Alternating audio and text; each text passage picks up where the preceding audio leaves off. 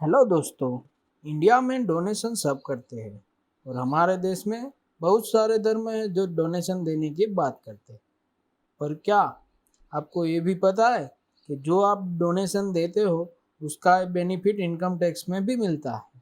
जी हाँ, आप जो डोनेशन देते हो उसका बेनिफिट आप इनकम टैक्स में क्लेम कर सकते हो। तो आज हम इस वीडियो में इसी एक सेक्शन की बात करेंगे। तो चलो, देर किस बात की है, शुरू करते हैं। तो मेरा नाम है अजय पटोलिया एंड आप देख रहे हैं श्री हरि टैक्स मेंटर्स।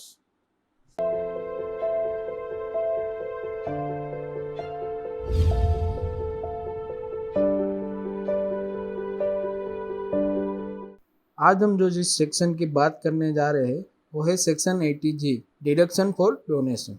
तो आज हम इस वीडियो में कौन से टॉपिक कवर करने वाले वो एक बार देख लेते हैं। तो सबसे पहला है सेक्शन 80G क्या है, इस सेक्शन में कौन डिडक्शन क्लेम कर सकता है, पेमेंट का मोड क्या होना चाहिए, कैसे डिडक्शन क्लेम कर सकते हैं, कितना डिडक्शन आप एलिजिबल है, 100% डिडक्शन अलाउड है विदाउट एनी क्वालिफाइंग लिमिट, 50% कौन से डोनेशन अलाउ है without any qualifying limit, 100% deduction allow है for the subject to qualifying limit, कौन से डोनेशन 50% अलाउ है सब्जेक्ट टू क्वालिफाइंग लिमिट, और लास्ट में एडजस्टेड टोटल इनकम क्या है। अगर आपने कोई कंट्रीब्यूशन किया है कोई रिलीफ फंड और चैरिटेबल इंस्टीट्यूट को तो इसका डिडक्शन आप इस सेक्शन में क्लेम कर सकते हो। पर सभी डोनेशन इस सेक्शन में आप क्लेम नहीं कर सकते हो। सम प्रिस्क्राइब फंड है वो इसका ही आप डिडक्शन इस सेक्शन में क्लेम कर सकते हो। नेक्स्ट हम बात करेंगे कि कौन इस सेक्शन में डिडक्शन क्लेम कर सकते हैं। तो कौन सा भी टैक्स पेयर चाहे वो रेसिडेंट हो या नॉन रेसिडेंट हो वो इस सेक्शन में डिडक्शन क्लेम कर सकते हैं। जैसे कि इंडिविजुअल हो गया, कंपनी हो गई, फर्म हो गई और एनी अदर पर्सन इस सेक्शन में डिडक्शन क्लेम कर सकते हैं। अगला जो टॉपिक है वो ये है कि आप कौन से मोड से पेमेंट करें तो आप इस डिडक्शन के लिए अलाउबल है। तो आप चेक, ड्राफ्ट और कैश से भी डोनेशन कर सकते हैं, पर आप इन द केस 2000 से ज़्यादा का डोनेशन नहीं कर सकते। और अगर आपने कोई भी डोनेशन इन द काइंड किया है, जैसे हो गया कपड़ा हो गया, कोई किराना का सामान दिया है, कोई फूड पैकेट दिया है, तो उसका भी डिडक्शन आपको इस सेक्शन में नहीं मिलता है। जो अगला टॉपिक है वो ये है कि आप कैसे इस सेक्शन में डिडक्शन क्लेम कर सकते हो। तो जब आपको डिडक्शन क्लेम करना है तो आप जब अपना रिटर्न फाइल करते हो इनकम टैक्स का, उनके साथ दिए गए हुए डॉक्यूमेंट को भी आपको सबमिट करना पड़ता है। जैसे कि नाम ऑफ डोनी हो गया, पान ऑफ डोनी हो गया, एड्रेस ऑफ डोनी हो गया और कंट्रीब्यूशन कितना किया है। डोनी मतलब आपने जिस इंस्टीट्यूट का डोनेशन दिया है उसका मतलब डोनी होता है। नेक्स्ट क्वेश्चन आपके दिमाग में ये आएगा कि इस सेक्शन में हम कितना डिडक्शन क्लेम कर सकते हो। तो इस सेक्शन में कोई मैक्सिमम अमाउंट स्पेसिफाई नहीं की गई है, पर आप किस प्रकार का डोनेशन करते हो उसके हिसाब से आपको डिडक्शन मिल सकता है। तो हम देखें तो यहाँ मैंने दो कैटेगरी में डोनेशन को बाइफरकेट किया है। उसमें है पहला डिडक्शन विदाउट एनी लिमिट। उसमें भी हम देखें तो उसमें भी दो प्रकार है। सबसे पहला donation eligible for 100% deduction without any limit और donation eligible for 50% deduction without any limit. तो इसका मतलब ये हुआ कि आप डोनेशन करते हो तो उसका 100% या 50% डायरेक्टली आपको डिडक्शन मिल जाएगा। और दूसरा जो प्रकार है वो है डिडक्शन सब्जेक्ट टू लिमिट। मतलब यहाँ जो आप डोनेशन करते हो उसका आपको कुछ कैलकुलेशन करके इसका डिडक्शन मिलता है, जो हम आगे देखेंगे।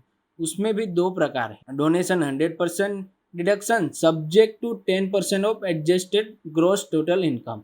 तो एडजस्टेड ग्रॉस टोटल क्या है वो हम इस वीडियो के लास्ट में देखेंगे।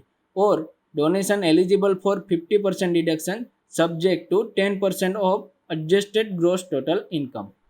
तो उसमें हम सबसे पहले देखते हैं डिडक्शन विदाउट एनी लिमिट। इसका मतलब आप जो भी कंट्रीब्यूशन और डोनेशन कर रहे हो उसका आप 100% या 50% ग्रॉस टोटल इनकम में से डिडक्ट हो जाएगा।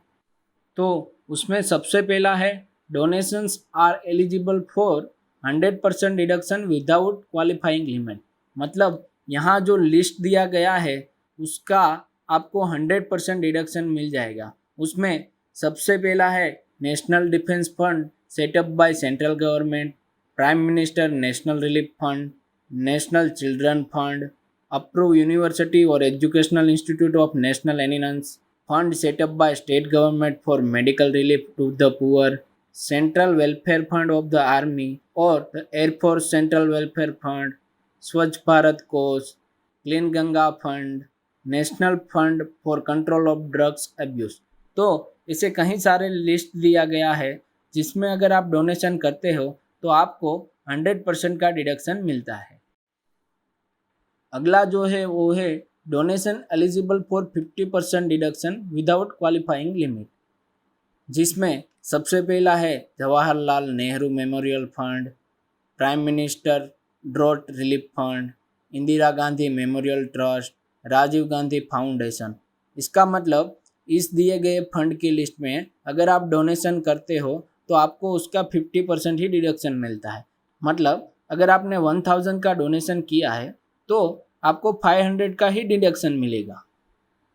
जो अगला टॉपिक है वो है डिडक्शन सब्जेक्ट टू लिमिट।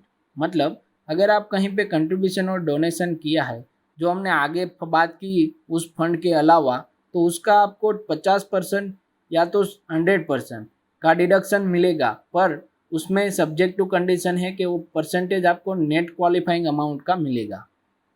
तो आपको एक क्वेश्चन आएगा कि नेट क्वालिफाइंग अमाउंट क्या है। तो नेट क्वालिफाइंग अमाउंट का मतलब होता है 10% of the adjusted gross total income, और आपने जो डोनेशन किया है वो उसमें से जो लेस है उसका आपको 100% या 50% का डिडक्शन मिल जाएगा। मतलब अगर आपने 1 लाख का डोनेशन किया है और आपका 10% ऑफ एडजस्टेड टोटल इनकम 60,000 क्या आ रहा है, तो आपको 60,000 का ही डिडक्शन क्लेम कर सकते हो, 1 लाख का नहीं कर सकते। तो नेक्स्ट क्वेश्चन आपको ये होगा कि एडजस्टेड ग्रॉस टोटल इनकम क्या है। तो चलो हम देखते हैं कि कैसे हम adjusted gross total income calculate कर सकते हैं। तो सबसे पहला जो आपका ग्रॉस टोटल इनकम होता है उसमें से हम सारी एग्जेम्प्ट इनकम निकाल देंगे। जो लॉन्ग टर्म कैपिटल गेन है उसको निकाल देंगे। जो शॉर्ट टर्म कैपिटल गेन है फॉर द सेल, जो आपने शेयर सेल किया होता है अंडर सेक्शन 11A, उसको हम निकाल देंगे। फिर आपको जो डिडक्शन क्लेम किए हैं अंडर सेक्शन 80CC2 80U, उसको हम लेस कर देंगे। उसके बाद अगर आपका income 115A, 115AB, 115AC, 115AD और 115D है, जो कि सारे नॉन रेसिडेंट और फॉरेन कंपनीज के रिलेटेड है, उसको डिडक्ट कर लेंगे। और जो अमाउंट बचता है उसको हम बोल देंगे एडजस्टेड ग्रॉस टोटल इनकम। जो नेक्स्ट है वो है donations are eligible for 100% deduction but subject to 10% of adjusted gross total income. अगर आप किसी गवर्नमेंट और एनी अप्रूव लोकल अथॉरिटी और इंस्टीट्यूट और एसोसिएशन को आप डोनेशन करते हो, जो आपका डोनेशन फैमिली प्लानिंग को प्रमोट करने के लिए यूज़ करता है, उसको आपको 100% का डिडक्शन मिलता है। दूसरा है अगर आपने किसी इंडियन ओलंपिक एसोसिएशन और किसी नोटिफाइड एसोसिएशन और इंस्टीट्यूशन जो इंडिया में एस्टेब्लिश हुई है और स्पोर्ट गेम को इंडिया में प्रमोट करती है और जो स्पॉन्सरशिप देती है इंडिया में, उसका आप 100% का डिडक्शन क्लेम कर सकते हो।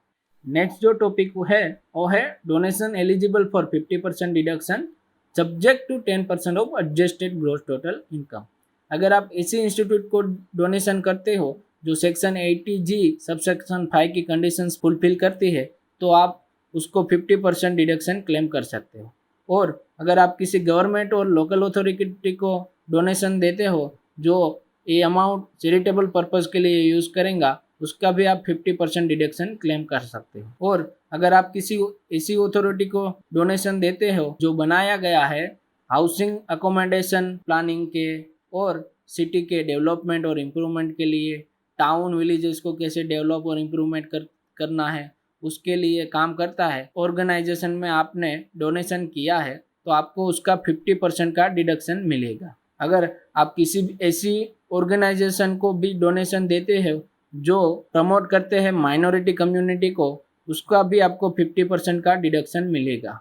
अगर आप कहीं किसी मंदिर, गुरुद्वारा, चर्च और इसका रिनोवेशन और रिपेयर्स होता है, इसमें भी आप डोनेशन करते हो तो आपको 50% का डिडक्शन मिलता है। तो इस तरह से हमने पूरा सेक्शन 80G देख लिया कि आप कहाँ कहाँ डोनेशन कर सकते हो और जो आपने डोनेशन किया है उसको कैसे डिडक्शन में क्लेम कर सकते हैं और किस किस डोनेशन की कैसे कैसे लिमिट है। और अगर आपको ये वीडियो अच्छा और इन्फॉर्मेटिव लगा है तो लाइक बटन प्रेस करना ना भूलिए। अगर आपको लगता है कि आपके फ्रेंड्स और फैमिली मेम्बर को ये वीडियो यूज़फुल है तो शेयर करना ना भूलिए और हमारे चैनल को सब्सक्राइब करना ना भूलिए। हम ऐसे ही वीडियो लेके आपके साथ आते रहेंगे और लास्ट तक हमारे साथ बने रहने के लिए आप सबका धन्यवाद।